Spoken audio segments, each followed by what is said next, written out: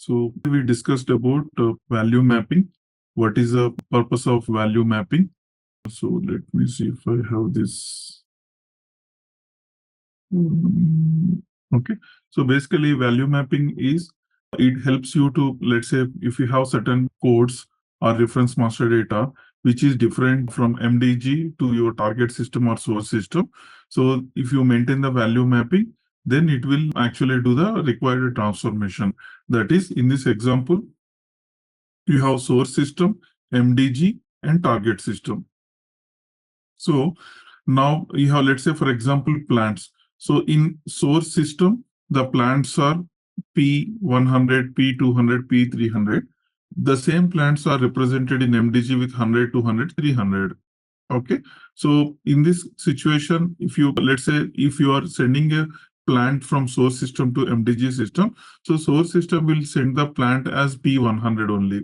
But once you receive the data in MDG, so in MDG, we need to replace this P100 with 100, because if you post the record with P100, it will get failed because there is no plant P100. So that's where, if you maintain the value mapping configuration in the system automatically look up into this configuration, and if there is an entry found, in this case P100, it will try to read the corresponding MDG value, and 100 is there, so it will post with 100 in MDG system.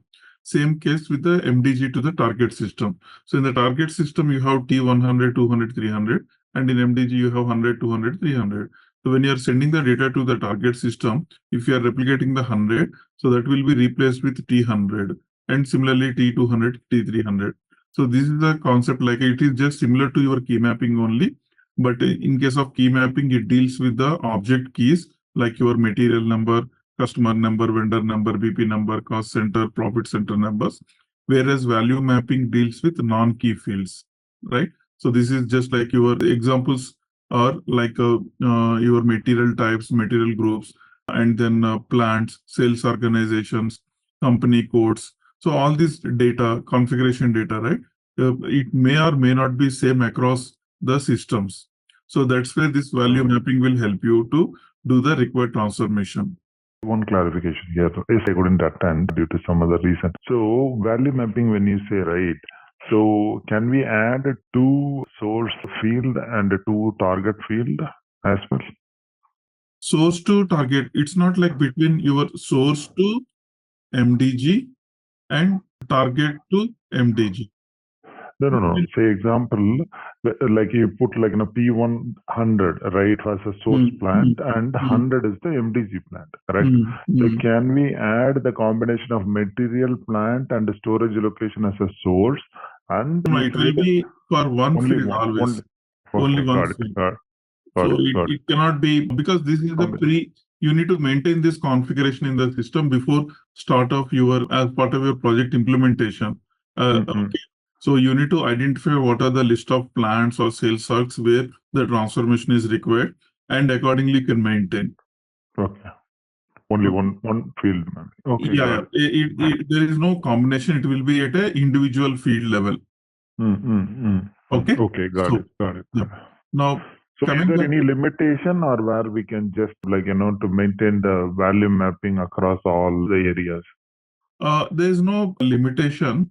Okay. So it works. Basically, how it works is, I will show you in the system. So go to MDG IMG. Under data replication only, value mapping. So here you have something called maintain value mapping. So once you enter into this one, this will be again for all the standard fields you can maintain. Okay, you can see here the data elements. The first one, object type, is the data element. So you can see here some of the standard data elements. Okay, so what happens is, how it works basically, if you so you will be maintaining this value mapping at the data element level. Okay, so data element level means, let's say, for example, I'll open a table, something. Let's take example of company code LFB1. Okay, so this is the, now I can see here for the company code. Okay, so this is a vendor company code data. So this table, basically in this one, if you look at the company code, right? So this is the field that represents the company. Now, the corresponding data element that we are using is BUKRS, Bookers, is the data element.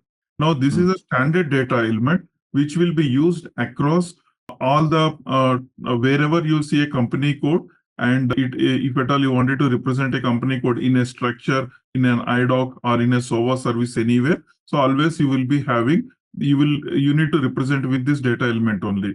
So this is a general SAP terminology, right? Wherever for material types you will be having the field name MTART, the data element. So you need to maintain. So here this value mapping works for the standard data element level. So which means, let's say if I maintain a value mapping at this particular data element level, then what happens if I use IDOC or SOVA? Okay.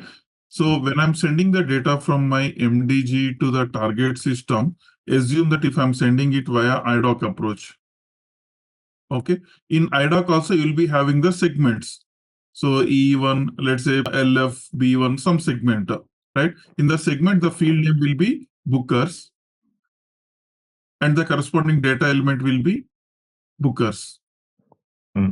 So if I'm maintaining the data of the value mapping at the company code level, so system, it for every field, it will read what is the corresponding data element for every field, for your vendor, for your company code, sales, or for everything. It will read what is the underlying of the data element. Corresponding to this data element, is there any value mapping exist? Then it will do the transformation. It will read the value mapping and it will replace the value P100 with 100 or 100 with T100. Accordingly, it replace the value. Why? So basically, sorry to cut you off. So basically, supplier, if you have company code, and customer, if you have a company code. So example, in customer, I wanted to apply the value mapping. Supplier, I don't want to apply the value mapping, where we can restrict also, correct? At that object level. You know what I'm saying? Can you repeat your question again? No. Customer, we have a company code view, and supplier, we have a company code view, correct? I wanted only that value mapping to be applied only the customer object, not the supplier. Like a P100, 100, correct? That is fine. That is fine. But how do you, what is the theory behind that one? Because see, it is always you are talking between one system, another system. Yes. Right? So here I have 100 company code. The same is represented with T100. So wherever I'm using in MDG, I have to use 100 only. This is what the company code in my MDG system. This is the company code in my target system. Whether I'm sending customer data or vendor data, wherever it is there, it has to replace with T100 only, whether it's customer or vendor. Right? Basically, so it should not be like for customer, I don't want it to do the transformation. That means for customer, if you send as a 100 only, and that means 100 company code is not there in the system, right? It will definitely get failed. So usually this is the system level configurations. These are the system level, not based on your object level. So it is applicable across system, correct? Okay. So because see, in my system, I'm using a material type FERT in MDG. In the target system, it is ZFERT. So irrespective of my any other thing, so wherever I'm creating a materials of FERT, it has to replace with ZFERT. So ideally, it is not based on any specific object. But if you have such kind of thing, you need to find a BAdIs and replace that value with the old value or whatever. You need to implement some custom solution. But in general, value mapping, if you maintain at the data element level, and if the data element is used in multiple segments or in multiple objects, everywhere it will replace. Okay, got it. Thank you. So it is at field level, you can say not that? Field level, data element level. There is a difference between field and data element. Okay. Why? Because in one table we are representing, this is the field, this is the data element. Your field name might get varied. Maybe here we are using Bookers. In some other table, I will refer the field name as a company code. In some other place, I will refer it as something else, right? But for all the field names, the backend data element remains same. You have to use this data element only. So that's why SAP always you need to maintain the value mapping at the data element level. Okay, so when this is with the IDOC situation. when you are sending the SOVA message as well, in SOVA also you will be having the company code field, and the corresponding data element will be bookers only. So that's how, whether you use IDOC or SOVA, so this value mapping it will get executed at the data element level, because the data element remains same. And again, that should be standard element only, it should be standard. If at all you wanted to do that for the custom data elements, that is possible, but that requires some custom development as well. Okay, but most of the time we use this value mapping for the standard fields only. For the custom fields, you no need to basically go for this value mapping. You can go for a custom solution, like when you're sending in outbound, you can actually replace the value on your own. You can maintain some Z table, maintain the values and replace the values during your outbound outbound server message. You don't need to do all this kind of configuration. Okay, for standard elements, this is the out-of-box functionality. We can make use of this one. Okay, so now identify here what is the data element. Okay, first you need to maintain the value mapping. See here, there is something called bookers is there.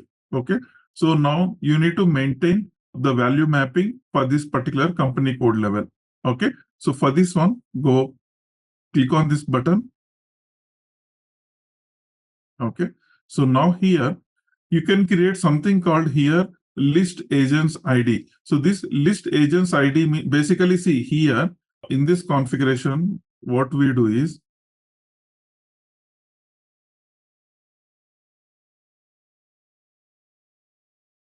okay, so now here this list agents ID represents your target system.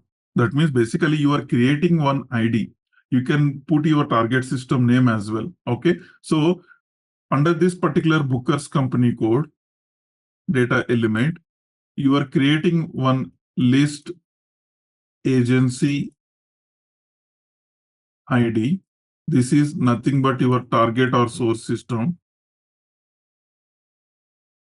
Target or source system. Okay. So now under this particular, this represents, I'm showing here one diagram MDG.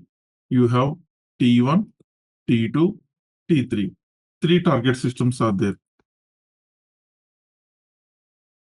Here the scenario is, in MDG, it's 100. Here it is T1, 100. Here it is 200. Here it is T300. The same company code represented with different values in different target systems. So now you cannot maintain one value mapping. So you need to create three value mappings here.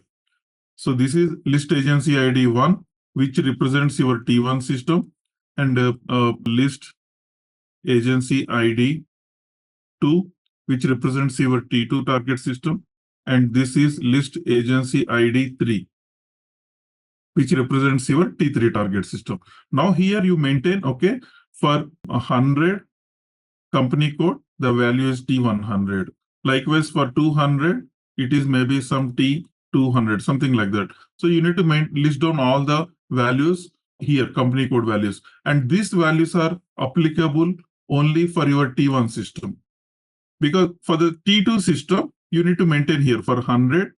It's let's say, for example, T2 100, T2 200, T2 300, something like this. It's a different set of values. Again, it's a different set of values. So basically here, as I mentioned, this value mapping, right, under the data element company code only, how many target systems are there?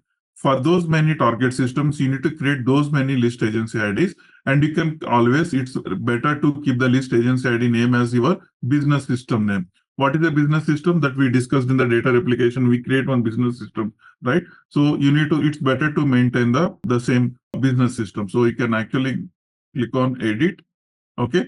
Click on new entry, okay? So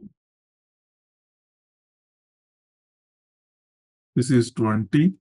Let's say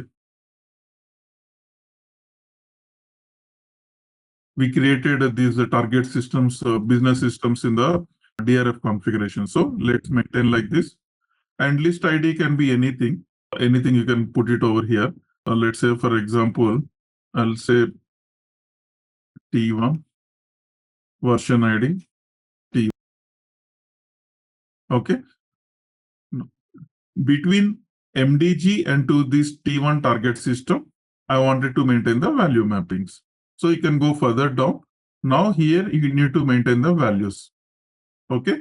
So internal code value means your MDG company code value, MDG thing. So let's maintain, let's say 1000. Okay. External code value can be your target system company code value. Okay. So I'll say, let's say T100. Okay. So likewise, you can maintain the values. Under external code value, any number will be, we can able. We'll take any value. It's a free text. Okay. Okay.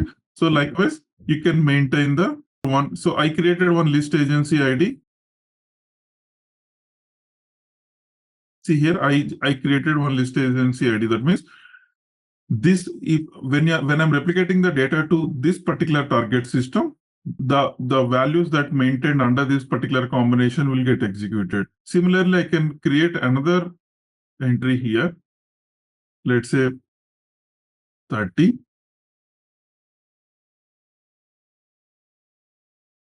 Target T2. T2.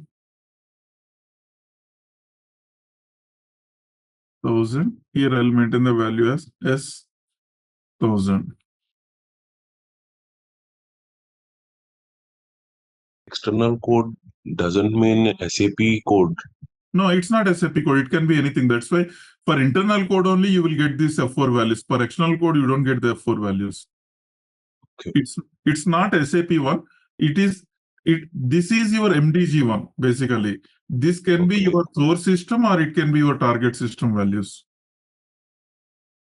Okay. What about list ID? Is that anywhere you can put that list ID or? See, what is important here is this your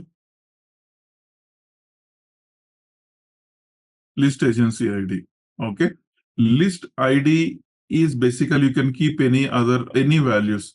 This is important to us.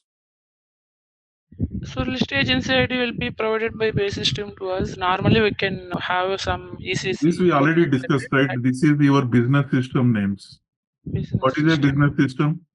Okay, ECC, like that we can mention something else. No, we created the business systems in the data replication configuration, right? Yeah. So those values you need to provide here. Okay. You can give any other values also, but you need to map this to your that business system. That's what I'm saying. Correct. In the next step, you will get more clarity. This is for my reference purpose. I created two separate IDs, two separate agency IDs or list IDs, whatever you call. Basically, this will carry one set of values and this will carry another set of values. Now, in the next configuration, I will link this to my business system. Okay. So now, if I go to the next one, you created the two set of codes. Now you can go to the next configuration. Here, click on new entry. You need to provide the data element. That the data element is bookers. Okay. So internal list ID. First maintain the business system. This business system we created it. Okay. And then list agency ID, we just created it, right? So there in the list agency ID, you can give any name, or it's always better to give the same target business system name itself. But ultimately, whether it's a give different value or same value, you need to map this agency ID to, you are basically linking whatever that mapping we created two set of mappings. So one set of mapping should be applicable to this one. So that's where I'm just linking over here. Okay, so likewise, and again, for the same data element. Okay, so likewise, so basically this is your actual business system that you created in your DRF configuration. This is the list ID that we created in value mapping. So whatever the values that are there under this particular agency ID for bookers, those values will get executed. Similarly for this one, the values will get executed. Okay, So you just need to link it like this. Like this, if you have sales organizations, or for example, any material types, material groups, whatever you have, so identify those data elements and maintain the values accordingly. Okay, so you can maintain, depends on your number of target systems, depends on your value mappings that you need to maintain for different fields. So you need to identify those data elements and maintain the value mapping. And once you maintain there, the next thing is you need to command a link to your business system. Then only this value mapping will get executed, irrespective of your IDOC replication, server replication. Because if the data element is used in that particular IDOC or server replication, and the value mapping will get executed automatically. You don't need to write any code or anything. This is for the standard data elements or standard attributes. So apart from IDOC and SOVA, if we use any other replication, then development should be required. And Yeah, there is no value mapping basically. For file and everything, we don't use any value mapping. If at all you need to handle that value mapping for file and everything, so you need to identify some, what do you call, placeholder and write some custom logic. As of now, it supports the IDOC and SOVA. Thank you. Okay. Any questions on value mapping? Okay. And this is one of the commonly used when you have more than one system, right? Like in bigger organizations. So this will be commonly used requirement. Value mapping, because if the codes or these company codes or whatever that master data configuration data, if that is not matching across the systems, so we have to go for this value mapping configuration. So it will be without any code once you maintain this list. And in future, if there is new company code introduced and for the company code, the value mapping is required, you need to just add the values into the list agency ID. Whatever the existing list agency ID itself, like how we maintain 1000, 1010, you need to add the values. Okay, fine. So this is about value mapping. Now, the next one we discussed was basically, we discussed about in which situation we will use IDOC and in which situation we will be using the SOVA replication, so that we had in detailed discussion. Please go through that one. Okay. So basically, yesterday we discussed about IDOC, in what cases we will go for IDOC replication, in what cases we go for this SOVA replication, so that we discussed in detail. So please go through that regarding as well. Okay. And that, one clarification here. yeah. Regarding that SOVA service, suppose if you have any other custom field, like 100 or 200 custom field in supplier master, if we wanted to do the DRF using SOVA, do we need to extend the SOVA service with Yes. all custom field, correct? Yeah, we need to do the extension. So, okay, so you need to extend that SOVA service with that Z attributes. Okay. Also, and in MDG, SAP provided BAdIs, especially for SOVA. Okay.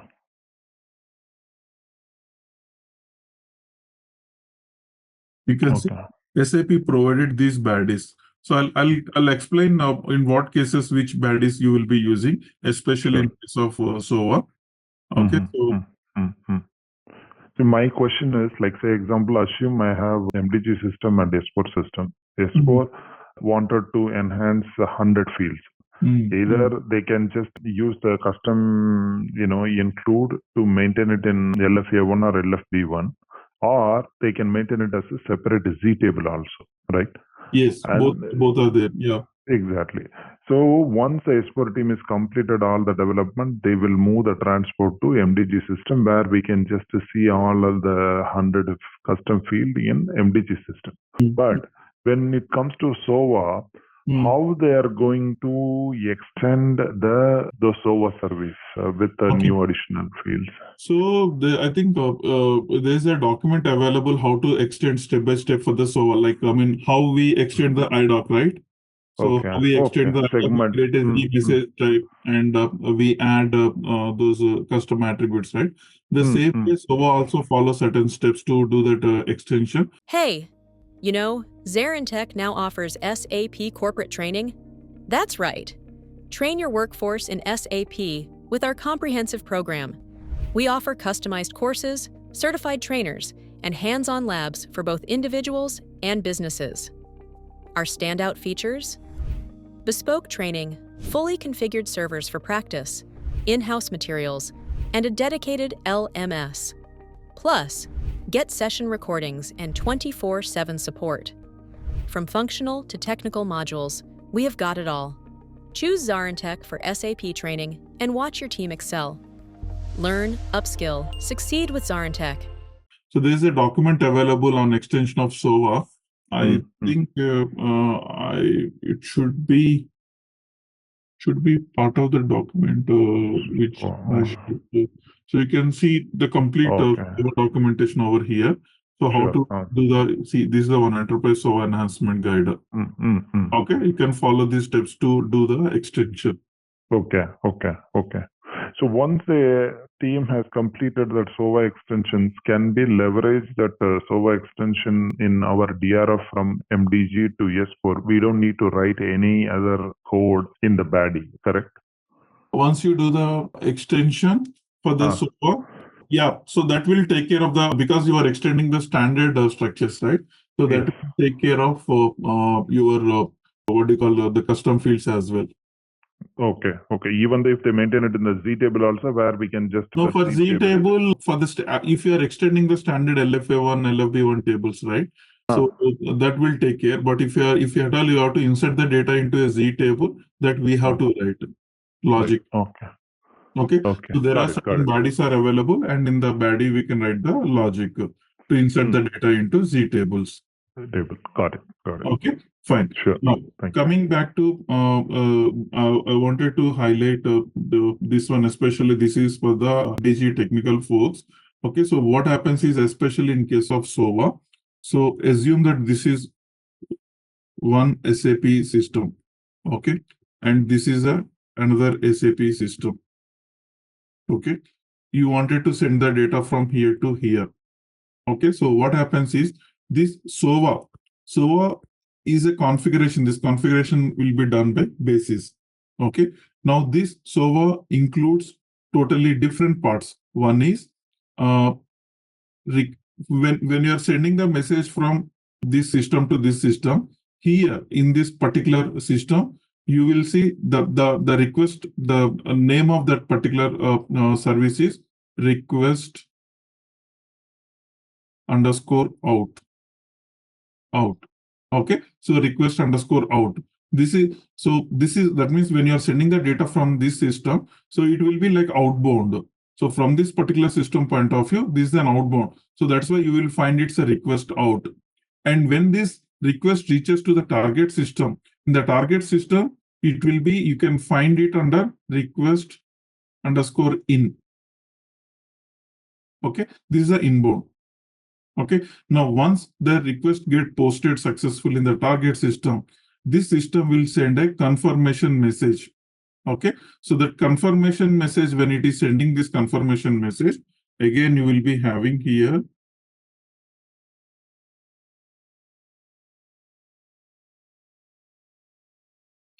confirmation, actually here confirmation out.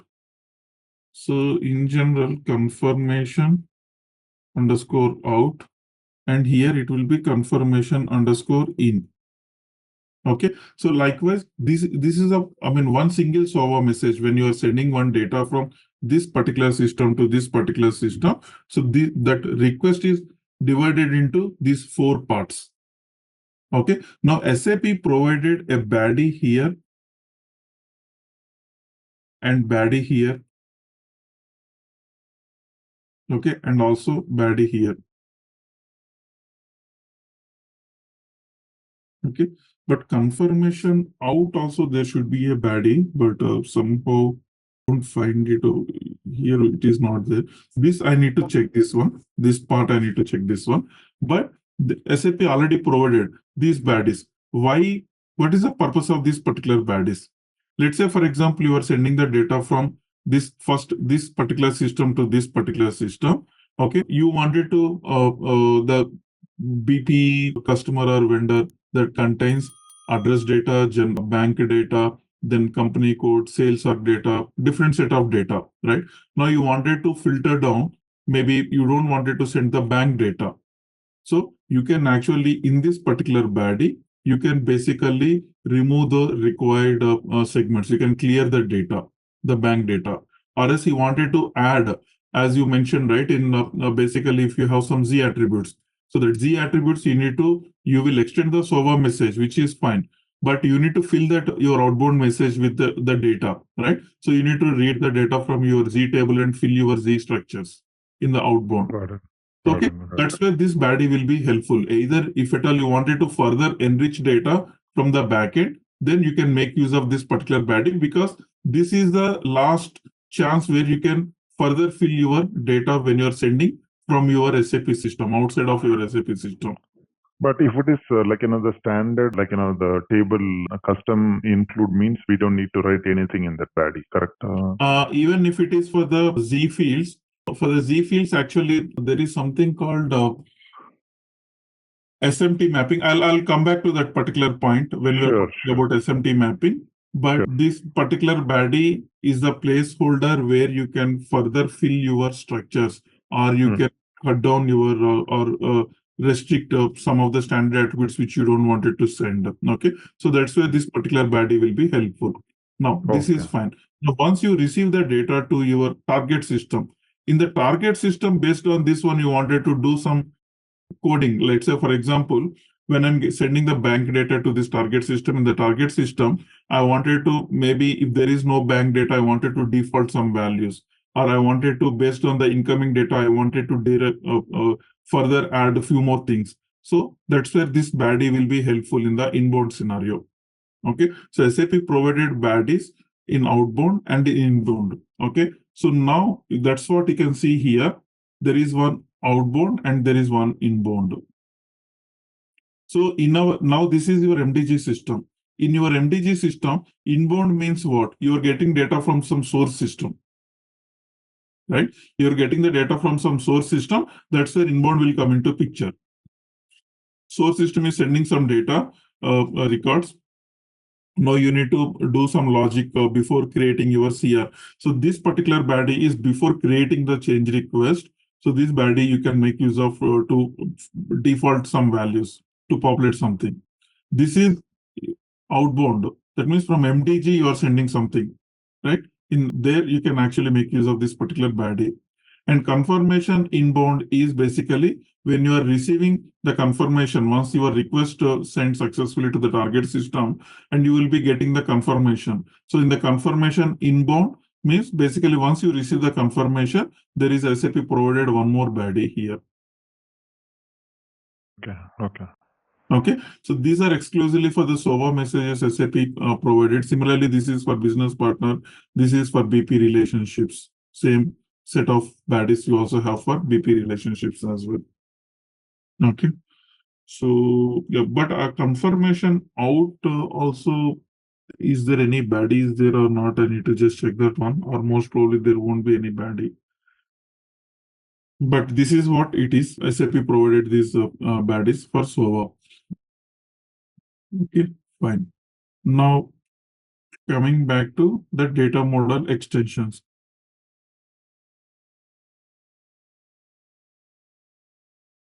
Okay, so we discussed about the data model extension theoretically.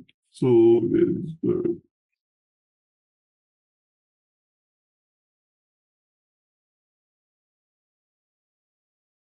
yeah.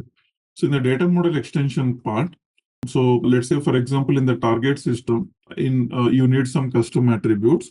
So those custom attributes basically are part of your Mara table.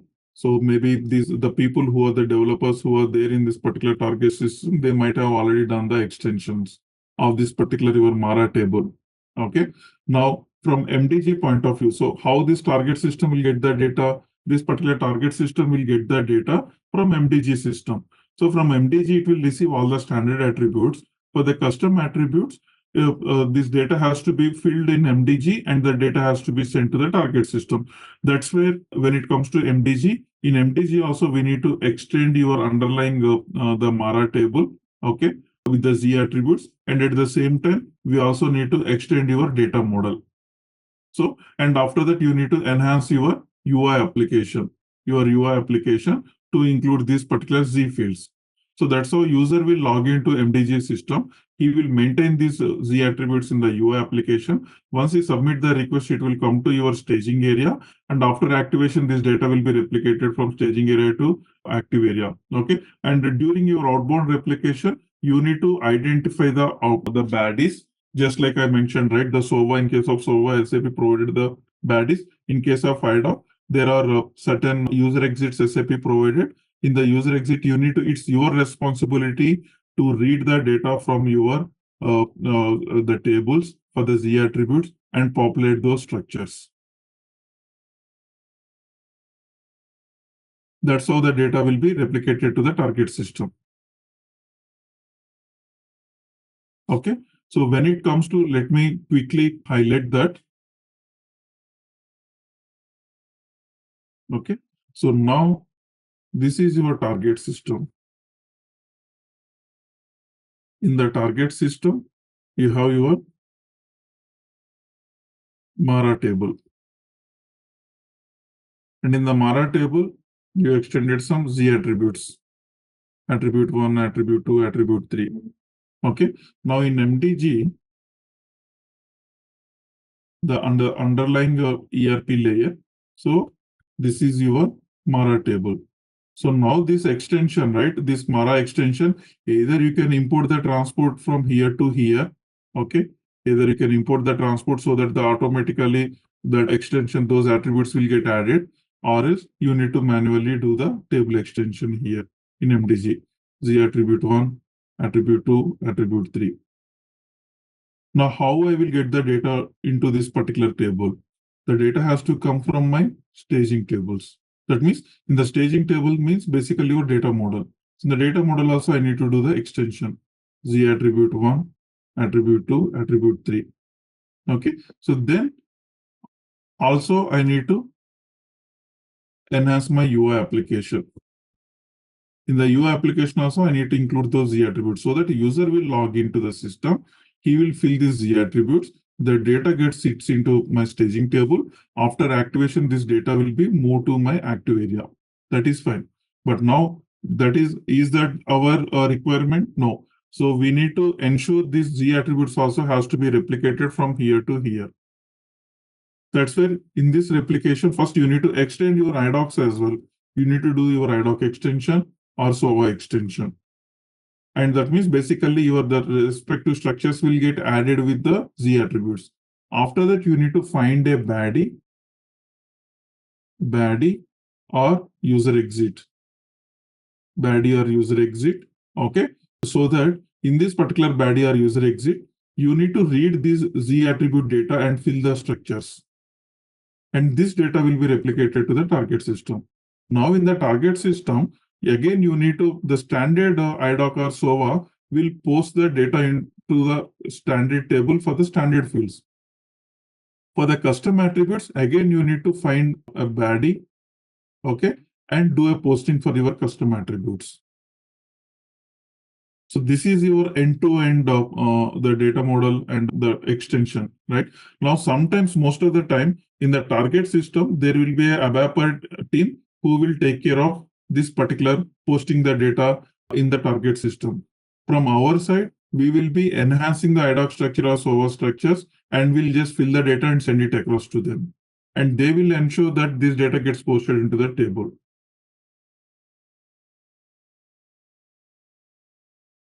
Is this clear? Any questions? Is the BAdIs, these BAdIs and user exits we need to create? I mean, we need to standard BAdIs, right? Yeah, standard. Everything is standard. For material, BP, SAP provided the standard BAdIs. Fine. Okay. So I will share the list of user exits or BAdIs for material and everything. So those are there in another system so that it will help you. Even if that is not the case, you can Google it and find, okay, how to, what the BAdIs for the material matma SIDOC, BAdIs for crema SIDOC or debma SIDOC. So you can find the BAdIs, but I will share those whatever I have with me. Okay. Okay. Yeah. Any questions? Is this clear? Yeah, not at this moment. Okay. So now what we are going to discuss is we are going to discuss this portion. Only thing is if we add any structure, right, standard structure, we are not at all going to write that code.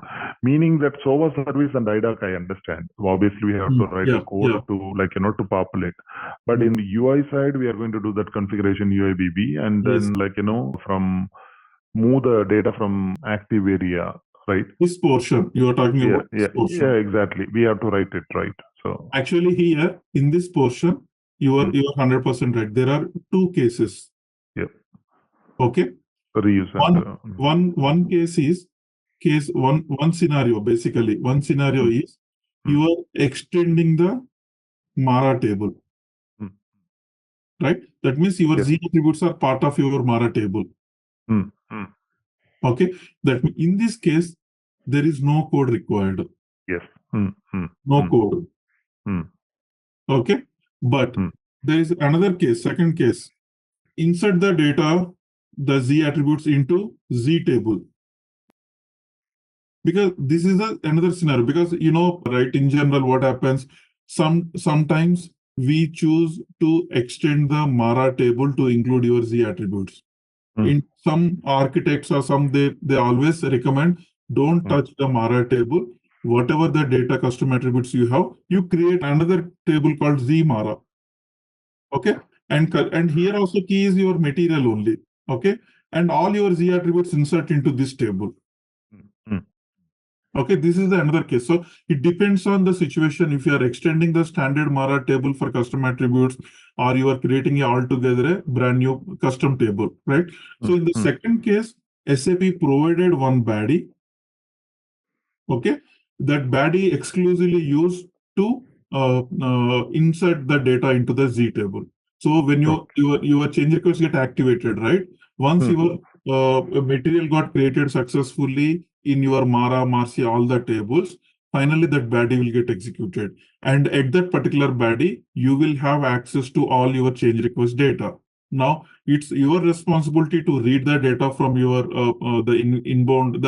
All your Z attributes are available as a importing parameter to that particular BAdI. All you need to do is read the data, just write a insert statement or update statement. Got it. Okay, and there is a document provided by SAP, very step-by-step approach how to do this second step. Okay, and we'll go through that one as well. So first, let's start with a simple one where you need to extend a Mara table with the attributes. And once this is done, we will look at this scenario in the. But it's very clear. But when it comes to like IDOC and SOA, the same thing is going to be applicable. Same thing, meaning that even standard field which is enhanced in Mara, we have to write a code, right, in that BAdI to populate. So for IDOC, when it comes to IDOC, whether you are extending a Z attributes in the standard segment or you are creating a custom segment altogether in the standard matmas, in both the cases, you need to write a logic to fill that data. Even SOA service also applicable. For SOA also. Got it. Sure. Thank you.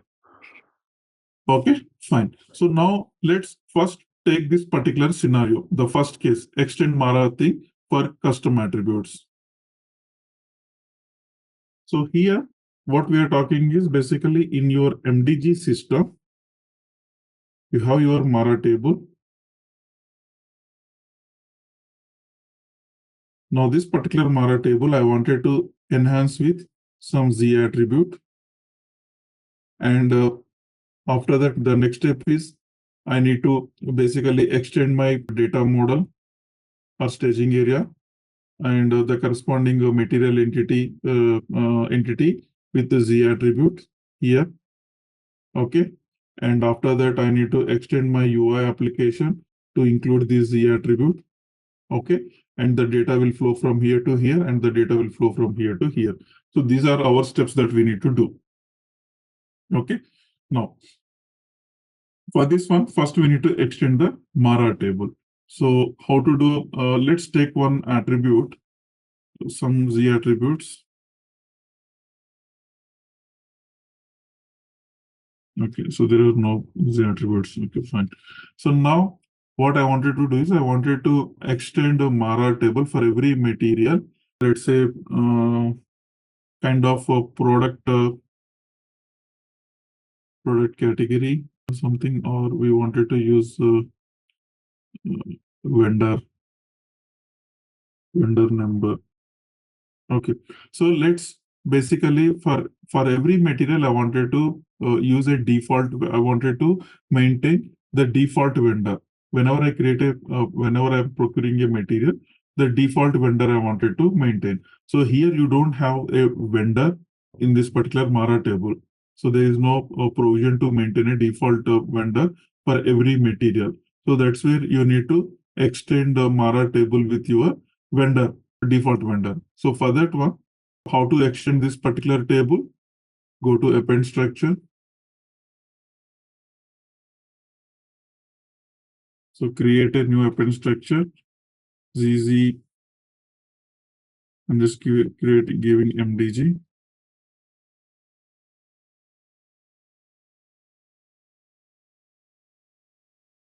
And I'll maintain the value as, let's say, ZZ listener.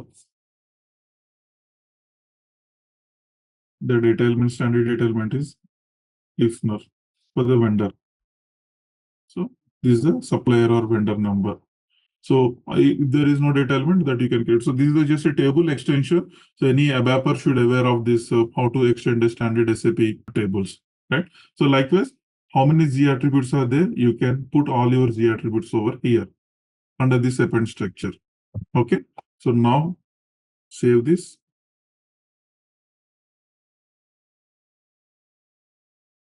So while this is getting activated, the next step is we have something called API structures. And here we have something called MDG staging structures. Okay, so what is API structure? In general, whenever you are creating programmatically, or let's say, for example, some material or any master data, anything in SAP terminology, like any sales order creation or purchase order creation, material creation, anything via BAPIs. So basically at the BAPI level, you will have something called API structures, right? So you need to fill the data to that API structure and call the BAPI. So then that object will get created. Okay, so those structures, we call it as the API structures. So I think this will be, this is nothing specific to MDG. In general, if you are creating any materials or any object programmatically without MDG, so you will fill the structure, the required structures by populating all the required data. And once you submit that, call that API, it will automatically create the particular material. So for that, this is the API structures are already available. Standard SAP API structures are already available. But what is missing is, for these API structures, this is for the material creation. So for this API structure, your Z attributes are not part of this particular API structure. So now you extended Mara table, then you also need to identify the corresponding API structures for Mara table and extend with your Z attributes. Okay, so that's similarly, when you extend your data model with Z attributes, automatically your staging structures will get extended. When you activate your data model, staging structures will get activated. So in the data model, we discussed about whenever you create, do changes to your data model. Let me show you here. The staging structures will be there. Data model, generate data model specific structures. So these structures will get created. So when you extend your data model, the material entity with the Z attributes, and when you activate the data model, automatically corresponding to material entity, there will be something called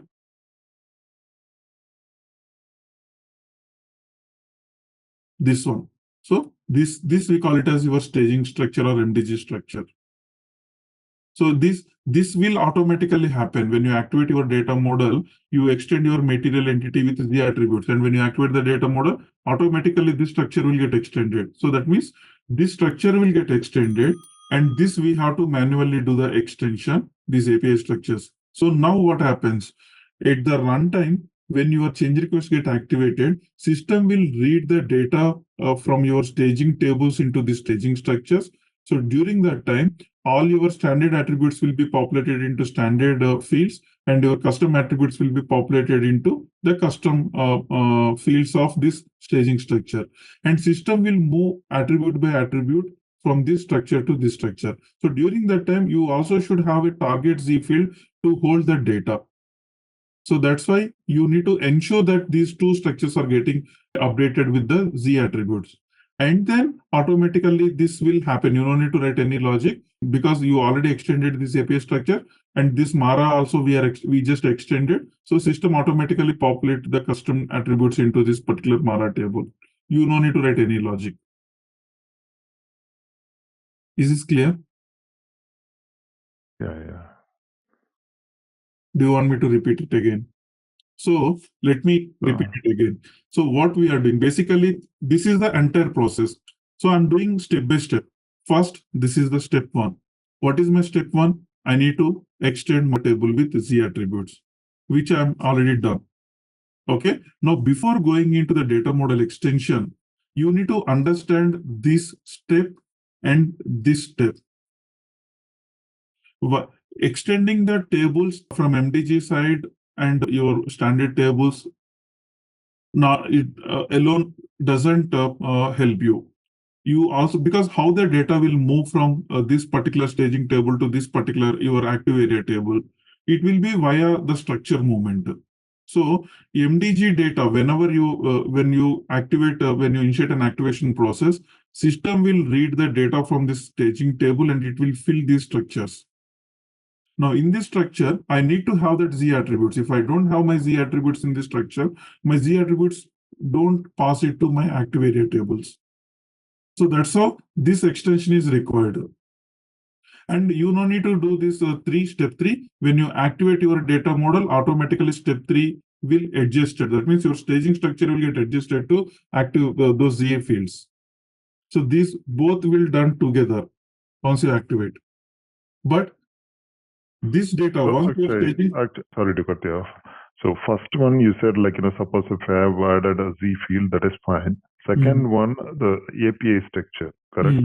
So we have to identify the relevant domain API structure where we have to do the same thing how we did it for custom field enhancements, correct? Yes. Okay. The third step is going to be the extension for the data model. Yeah. Okay, so the reason I'm explaining, you also need to just, instead of remembering why we are doing, because API, if you don't pass the data from staging structure to API structure, by default, standard will fill your API structures with for the standard fields.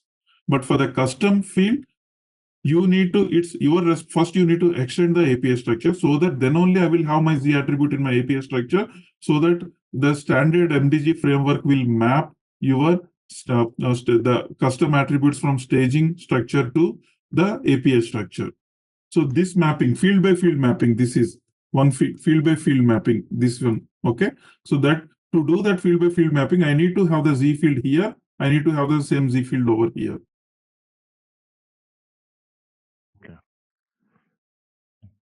Okay. It will be like move corresponding.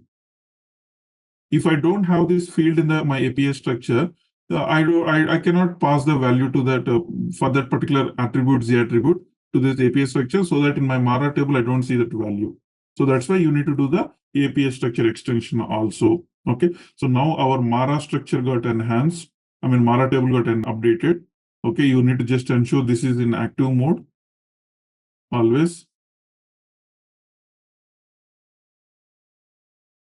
Okay. So if you come down as well, you will find your MDG. Okay, you can see this got added into your Mara table. The next step is we need to enhance the API structure with this particular ZZ now. Okay. Now, how do I identify the API structure? For that one, so those API structures always follows a naming convention. There are two ways to identify. I'm just telling you for now one way, and the second option I will explain when we are doing this. When you are moving the data, when you are doing the mapping from 3 to 2. So here you have something called SMT mapping, which we haven't discussed. During SMT mapping also, you can identify your API structure name. Okay. For now, how to remember these API structure names? So that will be always, it will follow the naming convention. Okay. MDG, BS, MAT.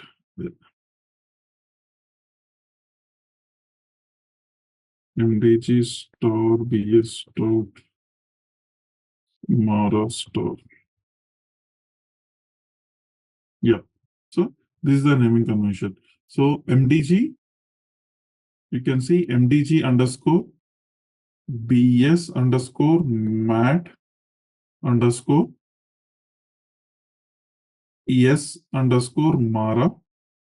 So for all material master, this name you can replace with your table name, Mara, Marcy, MBW. Likewise, you can replace with this. So this remains constant for all your material master, the API structure name. Only this will differ. It can be Mara. If you are extending Mara table, it will be Mara. If you are extending Marcy, it will be Marcy. If you are extending it with MBW, it will be MBW. So this will replace your table name. So you can see here, I'll put something like M star F4. Of course, in the document also, you'll be having the table name. You can see MDGS, MDG BS MAT S MAKT, Mara, Marcy, MARD, MARM. So likewise, you will have for every table. So it depends on which table you are extending. You need to choose that particular structure. Clear? Yeah, yes. Okay. Now, for every table, it's not one single structure. There are three structures. One is this one, MDG BSS Mara. The second one is the same thing. Towards end, you will have Mara underscore X. Another one is Mara underscore UI. So it's a three set of structures. For one table, three structures. You can see here. There is Mara. Yeah. You can see MDG BS Mara, Mara UI, Mara X. Similarly, MAKT, MAKT UI, MAKT X. So wherever you see Marcy, then Marcy UI, Marcy X. MARD, MARD UI, MARD X. So there are three structures you need to extend. Okay. Now, is this clear? So the same steps are also mentioned in the document which I shared earlier. So if you go to for share, set 3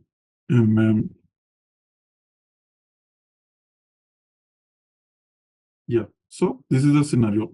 What we are doing, how to extend MDGM by a new attribute custom Z field in the standard ERP table. That means we are extending Mara standard ERP means your Mara Marcy. So the Mara Marcy table you are extending with a Z field.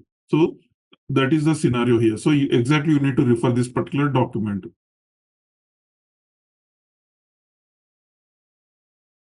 So in this particular scenario, what they are doing is they are adding some ZZ brand, ZZ base type, some 3 Z fields into your backend table, Mara table. In the Mara table, they are adding this Z tables. In our case, we extended ZZ Lifner vendor, but in this example, they are adding 3 fields. Okay. Now, in the Mara table, those 3 fields they added ZZ, your append structure name, you can see base type, brand name, those 3 fields they added over here. Okay. Now, after this is what I'm talking about. Depends on, this is the structures, three structures. Depends on table, Mara or Marcy or MARD or MVKE. So you need to identify these 3 structures. and you need to extend these three structures with the same table, same fields. So in this example, the same S_Mara. So you can see those three fields are there. Okay. Now, coming back to our, let's say, for example, Mara, this Mara table. So as soon as you extend your Mara table with this particular Z attribute, automatically your first structure, S_Mara API structure, automatically will get added with that field. You no need to do again a separate extension over here. Why? Because this structure uses the include of your Mara. Whenever you add something in your Mara table, automatically that attribute will be part of this particular one. You can see here when see automatically this is already part of your this one. Okay, ZZ MDG. But the other two fields, other two structures means Mara UI and Mara X, we have to extend manually. Okay, so let me do that. S Mara underscore UI. And again, this is a pure technical stuff. Okay, so for functional, it's just for your understanding only. Okay, so now here we need to add and look at the data element for UI. Always it will be the data element will be one standard data element. This is you need to put S in the same data element. Okay, so go to append structure, ZZMDG. I'm just giving underscore UI. MDG extension. Field name is this one. Right here, the data element you need to use this. Refer the other fields. What is the data element used, and put the same data element. Save. Activate. Okay, so this is done. You can find it automatically. ZZ listener. It's already there. Now the next one, Mara underscore X. So here the data element used is X field.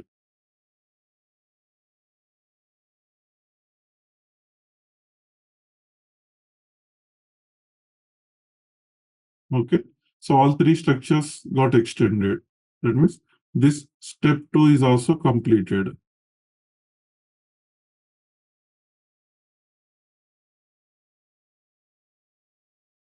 Okay, so this step 2 is completed now. So we extended Mara table and we extended the corresponding 3 API structures. Any questions till now? No. When you say 3 API extension, right? So one is for the UI one, another one is for okay. So you're asking what is the significance of these 3 things, right? Yeah. Okay. So this one will be your actual API structure. Okay. And this will be used during your on the UI. You need to control the field properties, right? Whether it should be display, read only, or read only. So for that one, SAP already has this structure. Now you need to include your Z attributes as well. Okay. Sure. Now the third one, why this X is there? So you remember generally when you are for the ABAPers, usually whenever you are creating any object programmatically by using BAPIS or something, you will have the value structure as well as X structure. What is the significance of X structure there? Based on that custom field which we are adding, we have to populate that.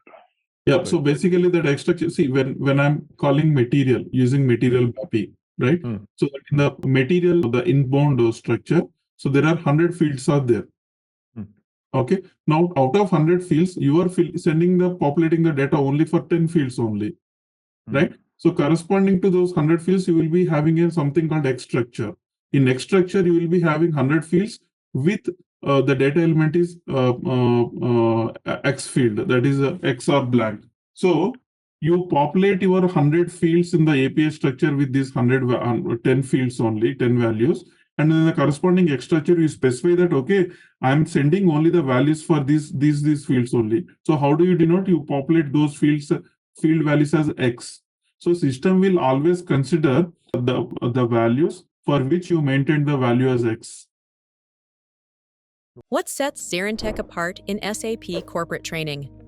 It's our unique blend of expertise and innovation.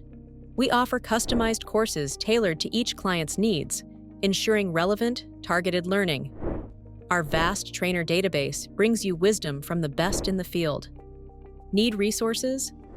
Access our extensive training material repository anytime. We are all about measurable results, providing detailed student metrics to track progress. And we don't just teach, we build community. Join our thriving social media network, connecting learners beyond boundaries. With ZaranTech, you are not just training, you are transforming your SAP expertise. So that is in general, you have that kind of concept in SAP. There's an actual structure and X structure.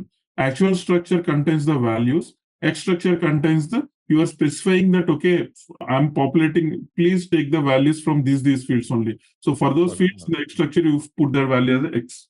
So that's why this X structure is there. Yeah, okay. Extension structure. Yep. Yeah. Okay. So that's why these three structures you need to ensure that we extend your Z attributes. So now you see here, this is the standard SAP provided API X structure, and where you have already all the standard fields. Okay. So now in the down, we are adding our Z attributes as well. Okay, fine. So now we completed these 1 and 2 steps. Okay. Now, before going to the data model extension, there is one more step that we need to perform. Okay.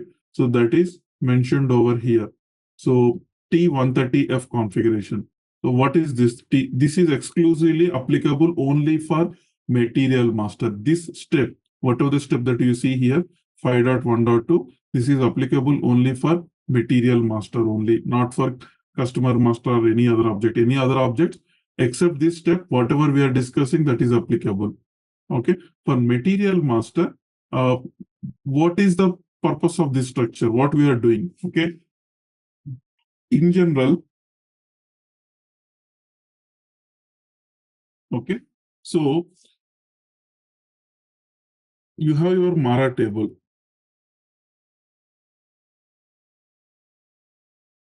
Okay. And this is your MM01 or MM02 or MM03 or MM0, whatever, MM0X, the transaction. Okay. So now, and you have here Mara, Marcy, all these tables, MVKE. Okay. So on this particular UI, on this particular your material master UI, to display the fields from your backend tables, right? In between, there is one configuration, T130F. We call it as a T130F configuration. This is the functional MM consultant, MM functional consultant should aware of this configuration. This is a pure MM functional consultant step. If you are an MDG functional consultant, still the expectation is you should aware of this configuration. Okay. So what we do here, this is nothing to do with MDG. That's why I just put MM01. Okay. So when I'm saying here MM01, this is in general without MDG. Whenever you extend your Mara table or Marcy table or MVK, any material master table, and if at all you wanted to display these fields on your MM or the respective transaction code, you need to maintain this T130F configuration. So in this T130F configuration, you will specify that whatever the Z attributes that you created, you need to maintain a definition for that one. So that your MM01 transaction, when it is when you open this transaction for create or change or anything, system always looks into this T130F configuration. Accordingly, it will populate the fields on the UI. Okay. Now in MDG, we are not creating the materials using MM0. We are creating the material using MDG UI. MDG UI, right? So when user open this MDG UI, okay, so in this case also system will read the configuration from here. So we call this as a field property settings or something. Okay, field definition. Okay, so exclusively this is applicable for material master. So along with your Mara extension, API structure extension, you also need to maintain this T130F configuration. Then only on the UI, whether it is MDG UI or SAP GUI screen, the field will be displayed. If you don't maintain this configuration, if you do all the steps except this one, still you don't find that field on your UI. Okay. Now, what is this T130F configuration? So SAP clearly mentioned the path in this particular document. You need to go to logistics general, material master, field selection. Okay. So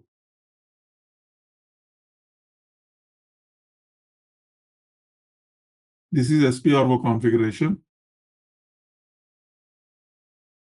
Logistics general, material master, field selection, assign fields to field selection group. This is the configuration. Field selection, maintain field selections for data screens, but this is the configuration. Okay, so you can click on this. Now what happens is for every standard field, you will find a definition here. If you scroll down, see Mara. For all Mara fields, Marcy fields, every field you will find a definition. Okay, now for our custom field also, we need to make an entry. The easiest way here is always, so let's take one of the field that you see, Mara, MTART, something like that. Locate one of the standard field.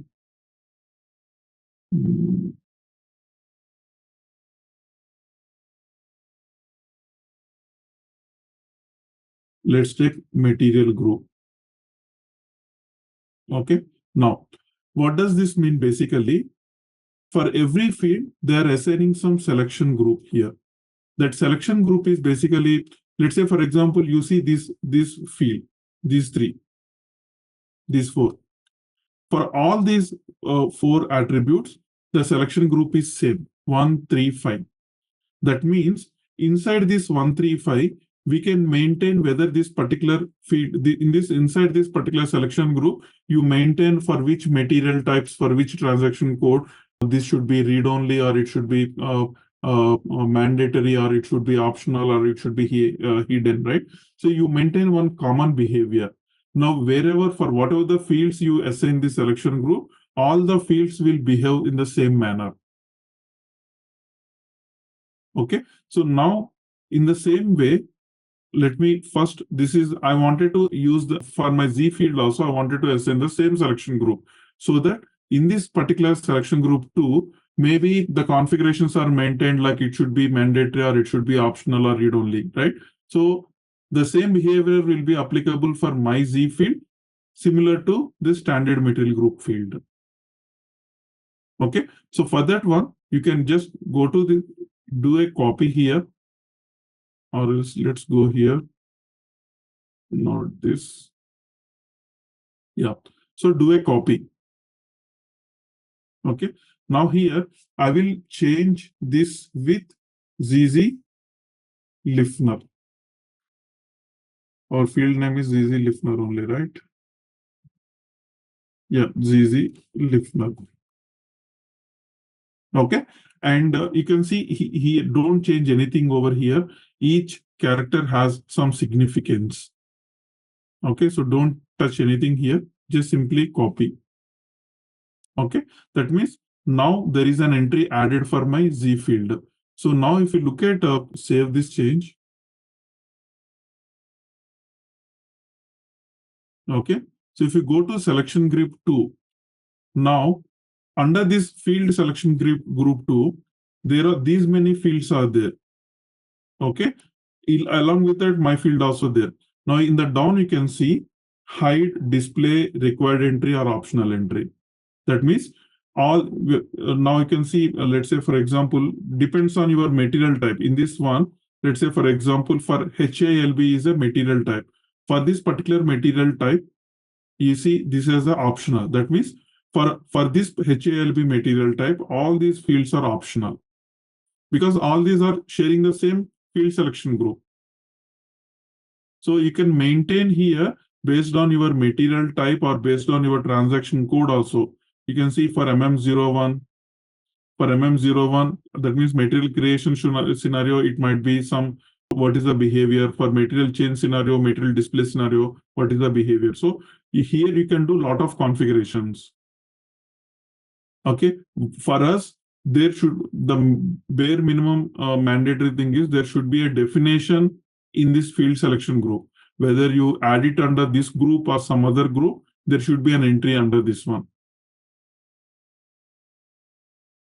Because when you are opening your MDG UI application, system first look into this T130F, and for those fields for which it find an entry, only those fields will be displayed on your UI. So that's why this is a mandatory configuration. That is what actually mentioning in this particular screenshot also. In this example, they choose the field selection group 156. All the three fields they added. Clear? Regarding to that selection group, how we can identify for that custom attribute, which one you need to choose? Basically, if there is no requirement that this has to be, see, you can choose one of the standard field. That's why I choose this selection group for which material group is there. One of the standard one, either choose any field and maintain over there. Okay, selection group is not mandatory. Like we can take any value that will not reflect. It should be added under one of the selection group.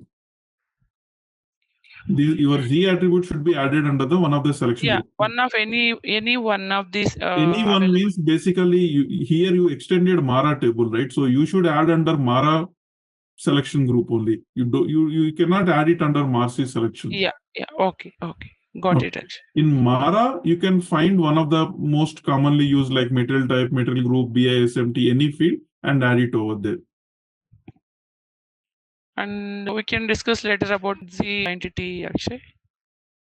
Again, see, I'm talking about a scenario where you attribute extension. Yeah. And again, you are suddenly bringing that Z table thing. No, I'm just asking, might be this is a separate topic we will discuss. That is a separate topic. That's what I told, right? There are two use cases are there.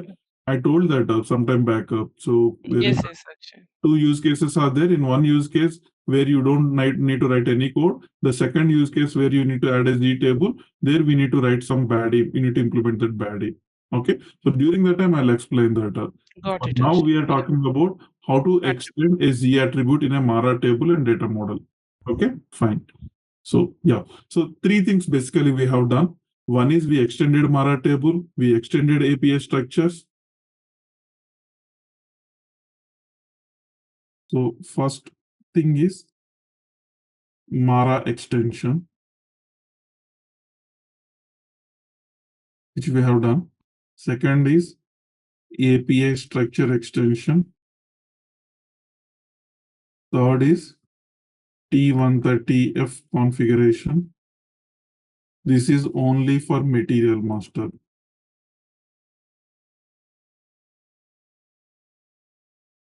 Okay. Now, fourth one is very simple, data model extension. And we know this, how to do data model extension. Okay. So that is basically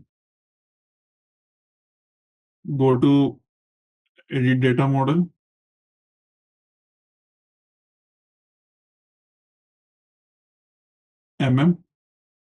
Entity types. Okay, here material entity. Under material entity, go to attributes. Okay, so now here we need to add our Z attributes. So to add your G attributes, The naming convention that we need to follow always, first two characters should be ZZ or YY. Okay, so that is a namespace reserved for the customers. So it should be with ZZ or YY. Okay, so click on new entry, attribute name ZZ listener. Okay, data element listener. Okay, and then the description we need to enter. Okay, so we just extended it. Material entity with Z attribute. Save your change. Okay, now go back.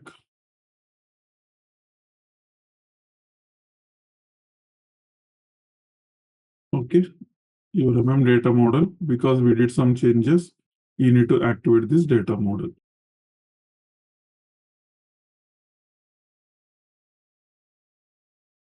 Is this clear to you, right, till now, whatever we have done? So we are doing this data model extension, and once your data model got extended successfully, then your AP MDG, or we call it as a staging structures.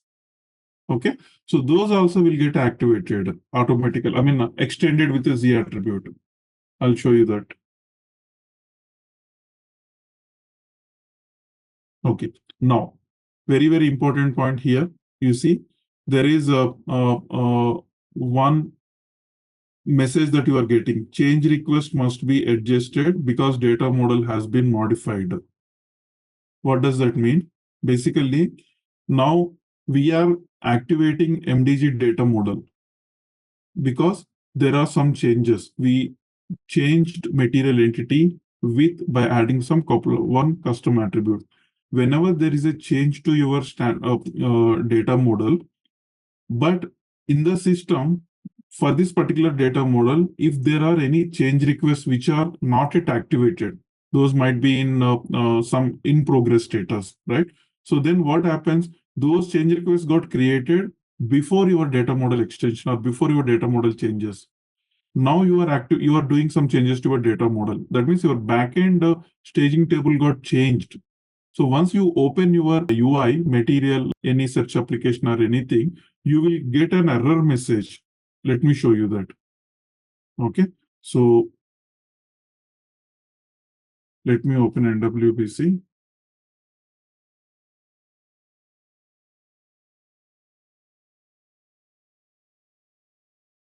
So the backend, whenever there is a change to your backend data model, what happens is, if there are any CRs that are in progress, which are not at final status, then what happens is, when you try to search or perform any activity on your UI, let's see here, search material. Here you get an error message saying that data mode post-processing error or some error, you get it over here. So during that period, now you need to perform one activity. Okay, so when you perform that, basically what activity you need to do is you need to adjust your staging table. So I'll show you here. Create material. When you're trying to create a new material, see here, post-processing of data model activation is not completed. Okay, and this error you are getting because data model got modified and there is one follow-on activity is not yet performed. Until you perform that activity in your system, no one will create any CR or any changes to that particular under material master. Okay, so what you need to do is, once you activate your data model, there is a report that you need to run. So that report is USMD adjust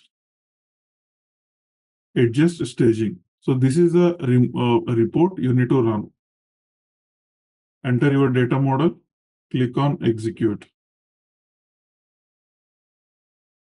Okay, so this report will run in the back end. Now you try to create a new material.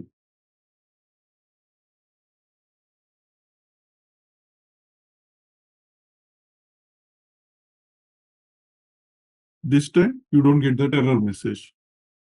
So when you run that report, what happens is wherever the old open CRs are there, right? So system will adjust all your existing CRs in the system as per the latest data model configuration in the backend. It will just refresh the buffer so that the existing CRs can be approved or activated. Users can take the action on the existing CRs. So that's why it's a mandatory step. So now the fourth after data model extension, okay. So the next step is here. These will happen both together. After that, you need to adjust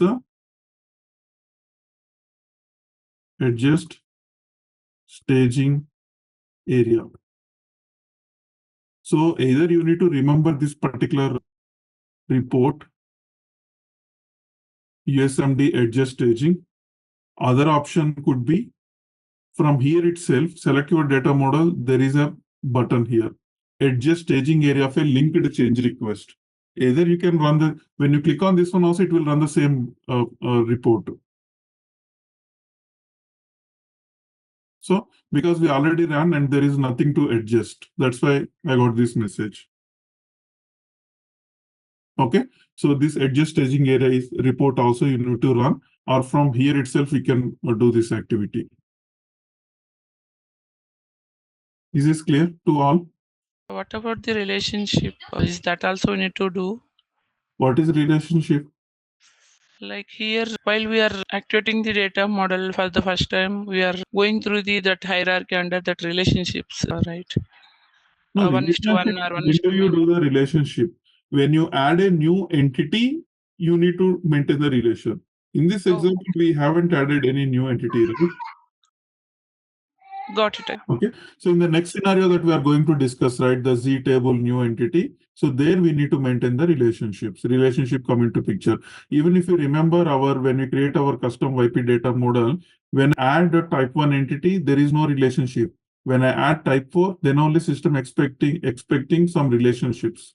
So that's actually a good point. So whenever you are adding some Z attributes to the existing entity, so there is no need to maintain any relationship. When you are adding a new entity, you need to make a relationship for that particular entity. Clear? Yes, and while these and all we have to do in our development system, and then yes, everything you need to do it in that. You can't do in production. Yes, yes. Okay. What you in the entire process, that is also again another important point. In this entire process, everything will be captured under the transport except this number 6. This adjust staging area report that you have to run in every environment. That means I activated my data model in development box, so I need to run this report. After that, when I move my transports in testing system also, I need to run this particular report again. In the production also, you need to run this report. It's in every system you have to do this one. Got it. Okay, fine. So now we need to just look at this step 5, whether the staging structures got adjusted with that field or not. So for that one, so go to generate data model specific structures,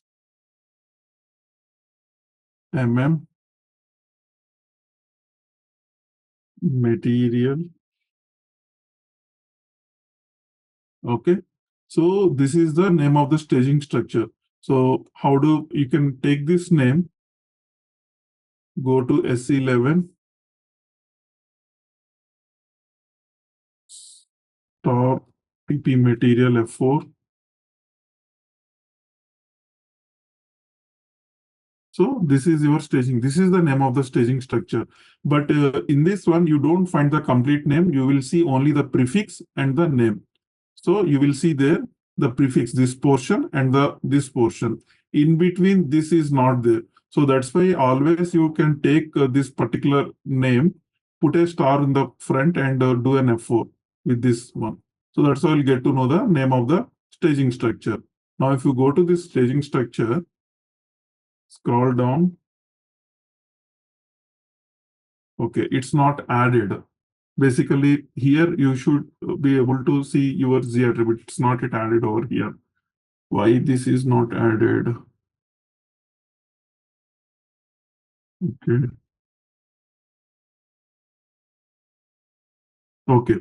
So in general, okay, by default in your project systems, whenever you activate your data model, okay, automatically in this we call it as an include structure. So automatically this is a placeholder under this one, your Z attribute should come automatically. It should come automatically. You are not supposed to go to this, double click this, and basically some people what they do is they add that field over here under this forcibly. No, don't do that one. Automatically, it should get added over here, your Z attributes, once you activate your data model. But in our case, what happened? It's not added. This could be because of your system settings or some reason. I noticed this only in this particular training system. But in the project systems, whenever I activate my data model, automatically I will see over here. So that's why you always need to, whether in your project system or here, always you need to come over here and check whether that Z attribute is added or not. In this example, it is not added. Fine, no issues. If it is not added, as a alternatively, what you can do is you can come back to this particular configuration, this generate data model specific structures, select only the entity which you added the Z fields. That means I added the Z field in my material entity. So select the relevant rows over here and click on this option, generate selected structures. This you will do only if this is not added, your Z attribute. If that is added, you can ignore this step. But in our example, it is not added. So you can come and add over here. Okay. So before that,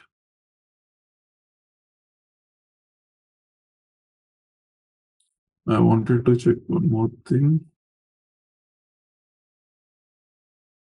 Okay.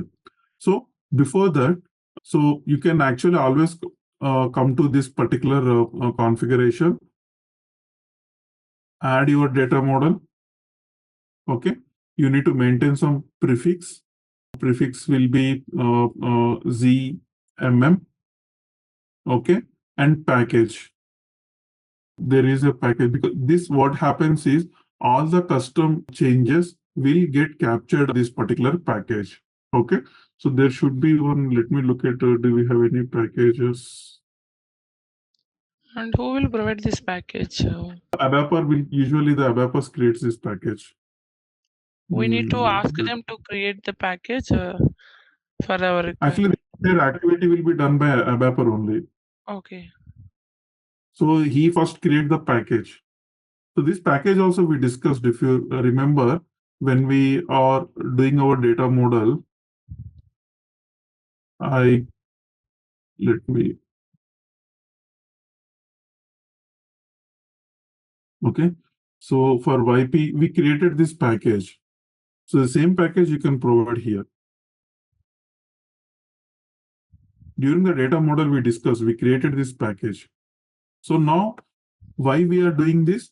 So for all your custom changes, okay, you need to include this prefix and the data will get, because for the standard one, system will store it in a standard package, but for the custom changes, it will store into this particular package. So maintain this particular package. Now go back. Data model, generate data model specific structures,